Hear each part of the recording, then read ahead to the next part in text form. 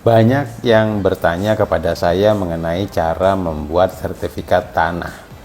Baik, sertifikat tanah dari adat yang berupa letter C, girik, petuk D itu bisa didaftarkan ke kantor Badan Pertanahan Nasional atau BPN. Caranya, kita awali dengan meminta belangko warkah tanah ke kantor desa atau kelurahan. Paling tidak ada 3-4 belangko. Yang pertama, surat pernyataan penguasaan tanah secara sporadik. Di situ ada tertulis bahwa kita sudah menguasai tanah itu turun-temurun, silsilahnya mulai dari mana ditulis. Nanti dilengkapi dengan saksi tetangga yang ada di sekitar tempat atau tanah kita yang kita miliki itu. Kemudian yang kedua adalah surat keterangan batas-batas tanah. Ada batas utara, timur, selatan, barat. Tentunya juga minta tanda tangan saksi atau yang berbatasan dengan tanah kita itu. Nah, yang ketiga adalah surat pernyataan bebas sengketa tidak bermasalah yang juga kita harus isi untuk dilengkapi.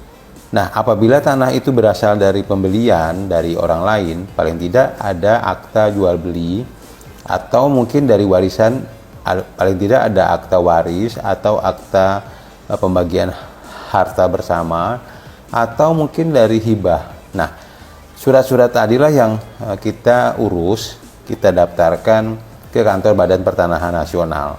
Ditambah nanti kalau kita jual beli, kita harus menyampaikan, membuktikan tanda setor pajak dari pajak pembelian atau yang dikenal dengan bea perolehan hak tanah bangunan yang 5% kali nilai transaksi.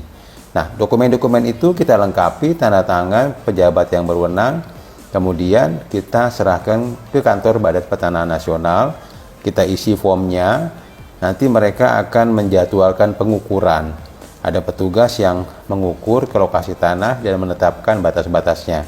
Setelah itu kemudian diumumkan di media bahwa telah dilakukan permohonan pendaftaran tanah. Bagi yang merasa keberatan, silakan untuk melakukan sanggahan. Nah, setelah masa itu terlewati, maka pihak kantor Badan Pertanahan akan menerbitkan surat keterangan pendaftaran tanah. Dan nggak lama surat sertifikat tanah kita akan diserahkan kepada kita, baik dalam bentuk sertifikat hak milik SHM atau sertifikat hak guna bangunan SHGB.